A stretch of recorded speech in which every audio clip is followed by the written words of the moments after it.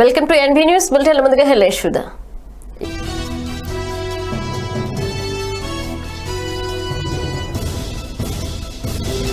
ప్రధాని నరేంద్ర మోదీ వ్యక్తిగత ట్విట్టర్ ఖాతాను హ్యాక్, దర్యాప్తు ప్రారంభించిన ట్విట్టర్.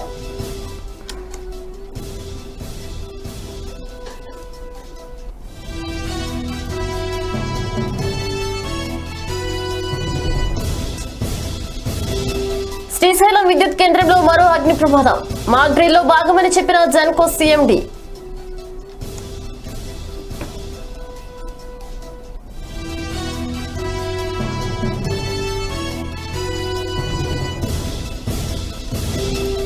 సీఎం జగన్ కలలో కూడా రైతులకు అన్యాయం చేయరు, సీఎం ముఖ్య సలహాదారు అజయ్ కలాం సూచన.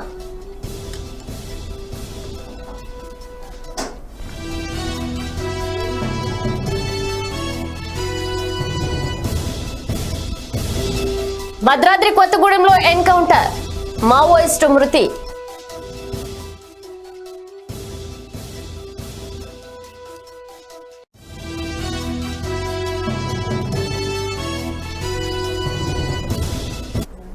వివరాల్లోకి వెళితే శ్రీశైలం విద్యుత్ కేంద్రంలో ఘోర అగ్ని ప్రమాదం గురించి మర్చిపోకముందే మరో ప్రమాదం సంభవించింది. ఇటీవలే అగ్ని ప్రమాదం సంభవించిన కేంద్రంలో ప్రస్తుతం పునరుద్ధరణ పనులు కొనసాగుతున్నాయి. ఈ నేపథ్యంలో విద్యుత్ కేంద్రంలోకి సామాగ్రిని తీసుకువెళ్తున్న లారీ పక్కనే ఉన్న కరెంటు వైర్ల మీద నుంచి వెళ్లింది. దీంతో షార్ట్ సర్క్యూట్ సంభవించింది. మంటలు ఎగిసిపడ్డాయి. వెంటనే అక్కడున్న సిబ్బంది భయంతో పరుగులు తీశారు. అప్రమత్తమైన అధికారులు వెంటనే విద్యుత్ సరఫరాను ఆపివేయడంతో పెను ప్రమాదం తప్పింది. అయితే ఇది నిజంగా సంభవించిన ప్రమాదం కాదని మాక్ డ్రిల్లో భాగం తెలంగాణ జెన్కో సీఎండీ ప్రభాకర్ రావు వెల్లడించారు. దీంతో అందరూ ఊపిరి పీల్చుకున్నారు. అగ్ని ప్రమాదం సంభవించినప్పుడు సిబ్బంది ఎలా స్పందించాలో తెలిపేందుకే మాక్ డ్రిల్ నిర్వహించినట్లు తెలిపారు. మాక్ డ్రిల్ సమయంలో తాను కూడా అధికారులతో కలిసి విద్యుత్ కేంద్రానికి వెళ్లానని చెప్పారు.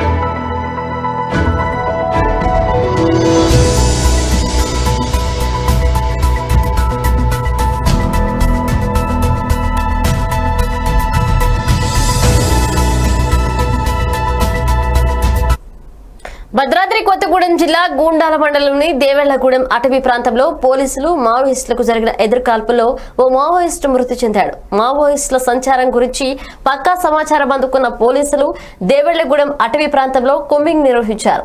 పోలీసులను చూసిన మావోలు కాల్పులు ప్రారంభించగా అప్రమత్తమైన పోలీసులు ఎదురు కాల్పులు జరిపారు. ఈ ఘటనలో ఓ మావోయిస్టు మృతి చెందాడు. ఇరు వర్గాల మధ్య ఇంకా కాల్పులు కొనసాగుతున్నట్లు సమాచారం.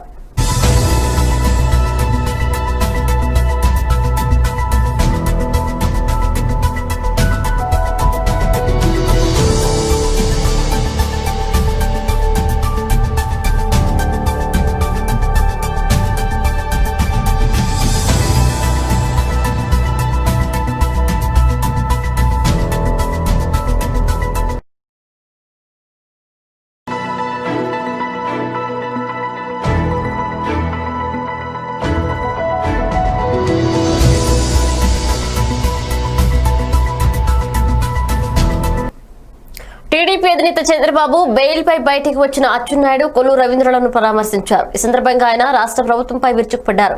ఇన్నేళ్లలో ఇలాంటి దుర్మార్గ ప్రభుత్వాన్ని చూడలేదని విమర్శించారు. ఒక దుర్మార్గమైన ప్రభుత్వం వస్తే మంచి వాళ్లు ఎలా ఇబ్బంది పడతారో ఇప్పుడు అర్థమవుతుందని వ్యాఖ్యానించారు. అచ్చెన్నాయుడు అనారోగ్యంతో బాధపడుతున్నా అరెస్ట్ చేసి కరోనా రావడానికి కారకులయ్యారని మండిపడ్డారు. అచ్చెన్న విషయంలో సాక్షులు లేవని ఏసీబీ చేతులెత్తేస్తుందని అన్నారు. పీఏకి ఎవరో ఫోన్ చేశారని కొల్లు రవీంద్రను అరెస్ట్ చేశారని చంద్రబాబు ఆరోపించారు. ఎన్ని కేసులు పెట్టినా ఎవరూ భయపడమని స్పష్టం చేశారు.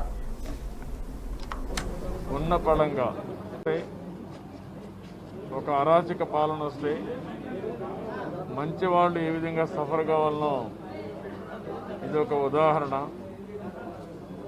ఈరోజు ఇక్కడనే అచ్చెన్నాయుడు గారు ఉన్నారు. ఆయన పేరు పెట్టిన ఆరోపణలు మీరు చూస్తే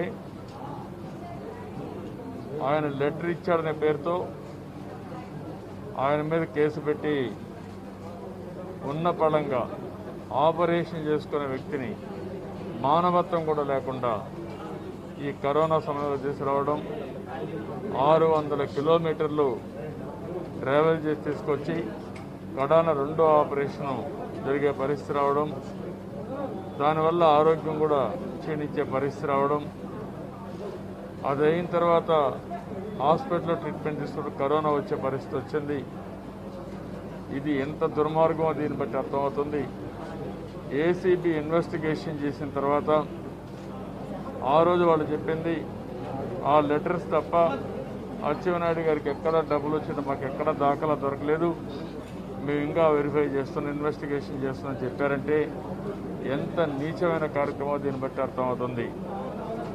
అదే మాదిరిగా కోర్టులు అడిగినప్పుడు ఒక దుర్మార్గమైన ప్రభుత్వం వస్తే, ఒక అరాచక పాలన వస్తే మంచి వాళ్ళు ఏ విధంగా సఫర్ కావాలనో ఇది ఒక ఉదాహరణ.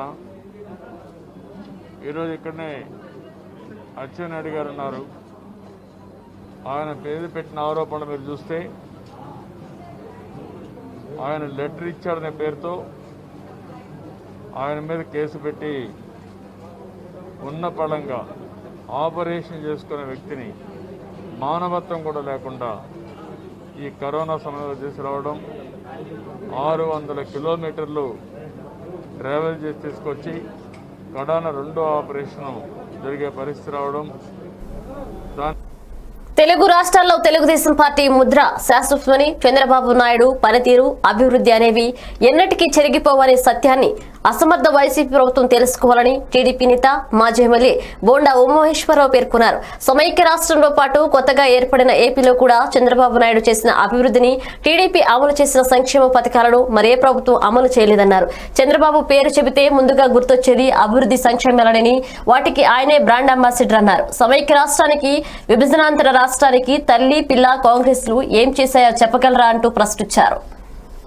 పార్టీ ముద్ర అనేది ఈ తెలుగు రాష్ట్రాల్లో శాశ్వతంగా ఉంది. దాంట్లో 25 సంవత్సరాల కిందట 95లో ఆనాడు ప్రమాణ స్వీకారం చేసినటువంటి ముఖ్యమంత్రిగా ప్రమాణ స్వీకారం చేసినటువంటి చంద్రబాబు నాయుడు గారి ముద్ర అనేది శాశ్వతంగా ఆంధ్రప్రదేశ్ రాష్ట్రాల్లో, అటు తెలంగాణలో కానీ ఇటు విభజించబడిన ఆంధ్రప్రదేశ్లో కానీ ఈరోజు సమైక్య రాష్ట్రంలో కానీ విభజించబడినటువంటి నవ్యాంధ్రప్రదేశ్ రాష్ట్రంలో కానీ తెలుగుదేశం పార్టీ ముద్ర అనేది ఈ తెలుగు రాష్ట్రాల్లో శాశ్వతంగా ఉంది. దాంట్లో 25 సంవత్సరాల కిందట 95లో ఆనాడు ప్రమాణ స్వీకారం చేసినటువంటి ముఖ్యమంత్రిగా ప్రమాణ స్వీకారం చేసినటువంటి చంద్రబాబు నాయుడు గారి ముద్ర అనేది శాశ్వతంగా ఆంధ్రప్రదేశ్ రాష్ట్రాల్లో, అటు తెలంగాణలో కేంద్ర ప్రభుత్వం తెస్తున్న సంస్కరణలకు అనుగుణంగానే వ్యవసాయ విద్యుత్ వినియోగదారులకు నగదు బదిలీ పథకాన్ని చేపట్టాల్సి వచ్చిందని ముఖ్యమంత్రి ముఖ్య సలహాదారు అజయ్ కల్లాం స్పష్టం చేశారు. ఉచిత విద్యుత్ కోసం రైతులు పైసా కూడా కట్టాల్సిన అవసరం లేదని, మీటర్లకు అయ్యే ఖర్చు కూడా ప్రభుత్వమే భరిస్తుందని వివరించారు.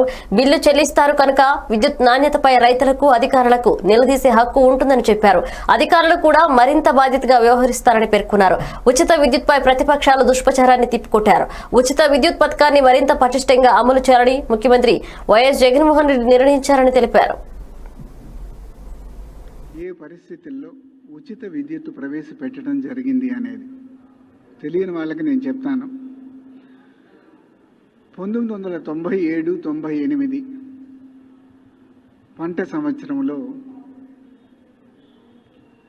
ఈ రాష్ట్రంలో యునైటెడ్ ఆంధ్రప్రదేశ్లో దాదాపుగా 7,000 మంది రైతులు ఆత్మహత్య చేసుకున్నారు. అంతకుముందు ఎప్పుడు కూడా అటువంటిది జరగల. ఒక్కసారిగా పెద్ద ఎత్తున రైతులు ఆత్మహత్య చేసుకుంటే రాష్ట్రమే కాదు దేశం అంతా కూడా అదొక పెద్ద చర్చనీయాంశం అయింది. ఇంతమంది రైతులు ఎందుకు చనిపోతున్నారు అని. అప్పటి ప్రభుత్వం ఇదేదో పురుగు మందుల వలన లేకపోతే స్పూరియస్ సీడ్స్ విత్తనాల వలన జగన్ సర్కార్పై టీడీపీ అధికార ప్రతినిధి పట్టాభి ధ్వజమెత్తారు. నేషనల్ క్రైమ్ రికార్డ్స్ బ్యూరో నివేదికలో రాష్ట్రంలో పెరిగిన రైతు ఆత్మహత్యలను బయటపెట్టింది. 2019లో రాష్ట్రంలో మొత్తం 6,465 ఆత్మహత్యలు చోటు చేసుకున్నాయి. వ్యవసాయ ఆధారిత రాష్ట్రమైన ఏపీలో 1,029 రైతు ఆత్మహత్యలు జరగడం బాధాకరం. రైతు ఆత్మహత్యల్లో దేశంలో ఏపీ 3వ స్థానంలో ఉంది. తెలంగాణలో 449, తమిళనాడులో 425 మంది ఆత్మహత్యలు చేసుకుంటే ఏపీలో మాత్రం 1,029 మంది చనిపోయారు. 2018లో పోలిస్తే 2019 రైతు ఆత్మహత్యలు 35.4% పెరిగాయి. 1,029 మంది రైతులు ఈ ఏడాదిలో చనిపోవడానికి కారణం ఈ ప్రభుత్వం కాదా అని జగన్ ముఖ్యమంత్రి అయ్యాక రైతులకు వెన్నుపోటు పొడిచారని ఆరోపించారు పట్టాభి. ఒక్కసారి గనక మనం పరిశీలించినట్లయితే 2019 సంవత్సరంలో ఆత్మహత్యలకు సంబంధించి రాష్ట్రంలో జరిగినటువంటి ఆత్మహత్యలు పరిశీలించినట్లయితే దాదాపుగా 6,465 ఆత్మహత్యలు మన రాష్ట్రంలో చోటు చేసుకోవటం జరిగింది. గత సంవత్సరంతో రాష్ట్రంలో పెరిగిపోతున్నటువంటి ఆత్మహత్యలు, మరీ ముఖ్యంగా రైతు ఆత్మహత్యలకు సంబంధించి నిన్ననే NCRB national crime records bureau వారి లేటెస్ట్ రిపోర్టు నిన్న విడుదల చేసినటువంటి నివేదిక ఒక్కసారి గనక మనం పరిశీలించినట్లయితే రాష్ట్రంలో నెలకొని ఉన్నటువంటి వాస్తవిక పరిస్థితి మనకి కనపడుతోంది.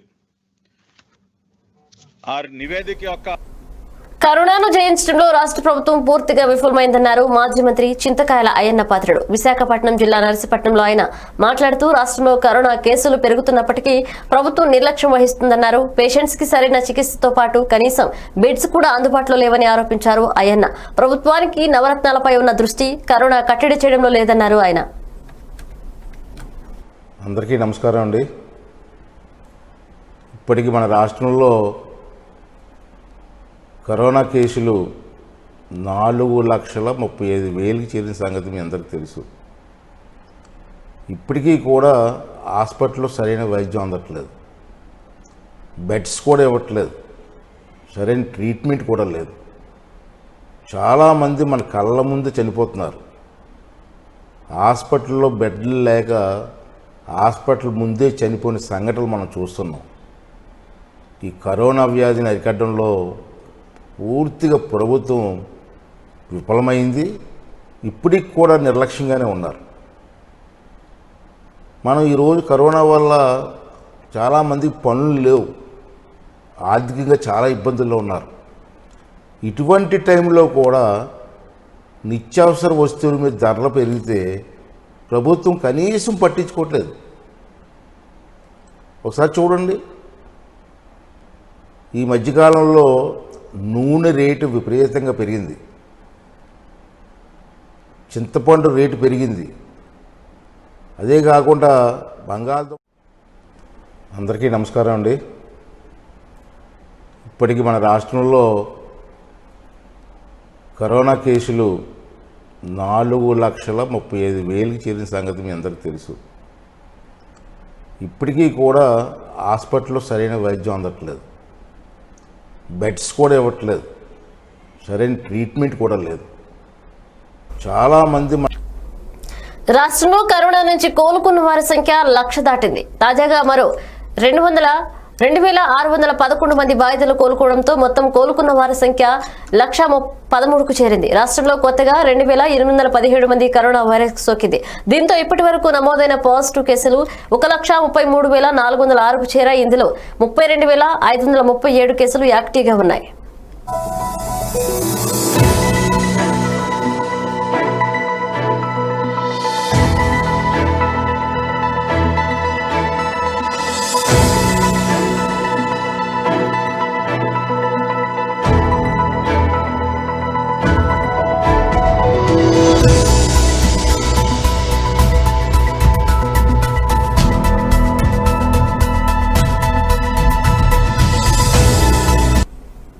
కరోనాతో భయపడకుండా అందరూ ధైర్యంగా ఉండాలన్నారు వైసీపీ సీనియర్ నాయకులు ఉలిశెట్టి బాబీ. తూర్పు గోదావరి జిల్లా పీగన్నవరం నియోజకవర్గంలో ఎమ్మెల్యే కొండేటి చిట్టిబాబు ఆరోగ్యంతో ఇంటికి తిరిగి రావడంతో మొక్కులు తీర్చుకున్నారు. వైసీపీ నాయకులు ఆంజనేయ స్వామికి 101 కొబ్బరికాయలు మొక్కు తీర్చుకున్నారు. ఈ కార్యక్రమంలో వైఎస్ఆర్సీపీ మండల అధ్యక్షులు నక్కా వెంకటేశ్వరరావు తదితరులు పాల్గొన్నారు.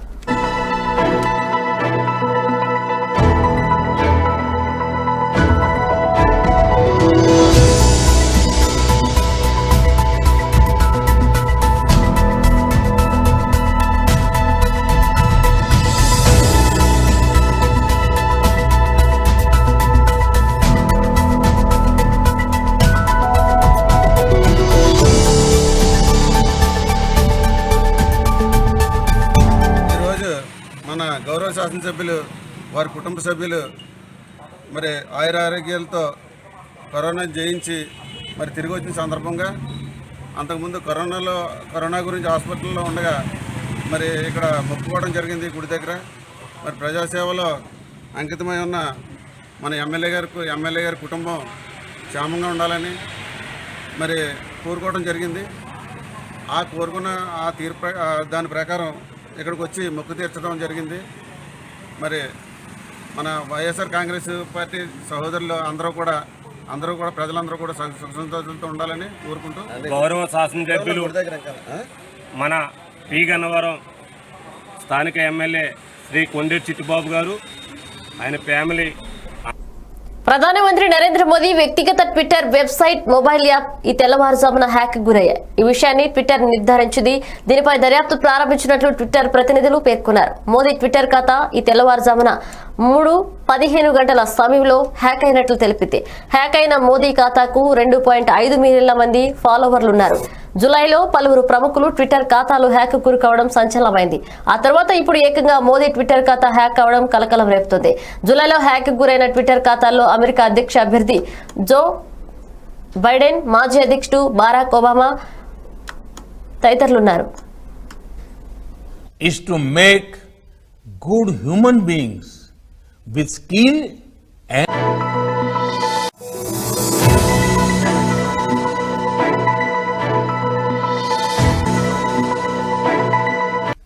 साथियों కేంద్ర పాలిత ప్రాంతమైన జమ్మూ కాశ్మీర్ లో అధికార భాషలపై కేంద్ర కేబినెట్ బుధవారం కీలక నిర్ణయం తీసుకుంది. ప్రస్తుతం అక్కడ అధికార భాషలుగా ఉన్న ఉర్దూ, ఇంగ్లీష్ తో పాటు కాశ్మీరీ, డోగ్రీ, హిందీ భాషలను కూడా అధికార భాషలుగా నిర్ణయించింది.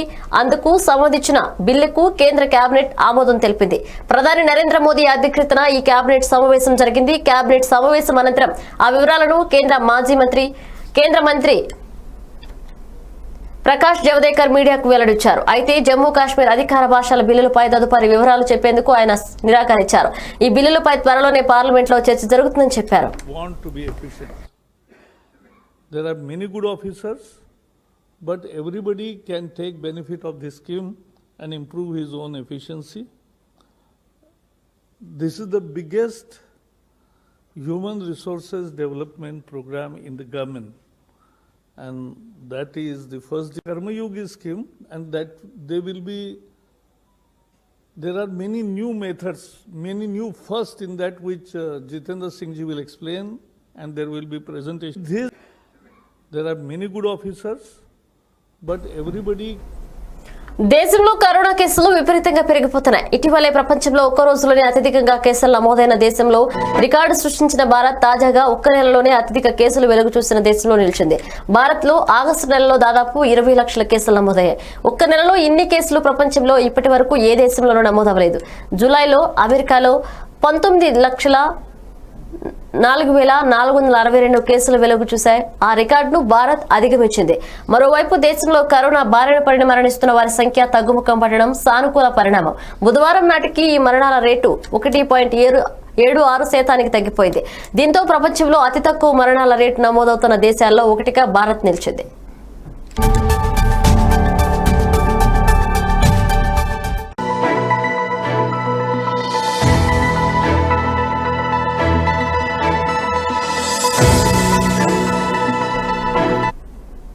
బులెటిన్ ముగించే ముందు హెడ్లైన్స్ మరోసారి చూద్దాం.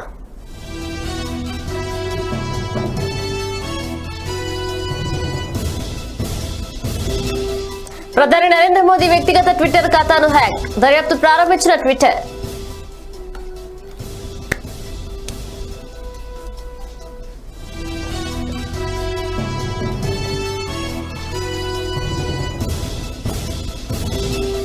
శ్రీశైలం విద్యుత్ కేంద్రంలో మరో అగ్ని ప్రమాదం, మాక్ డ్రిల్లో భాగమని చెప్పిన జెన్కో సీఎండీ.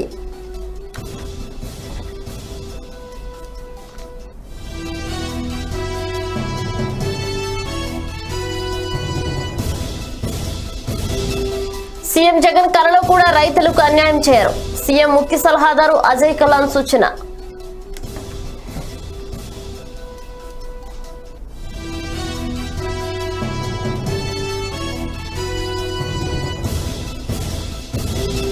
భద్రాద్రి కొత్తగూడెంలో ఎన్కౌంటర్, మావోయిస్టు మృతి.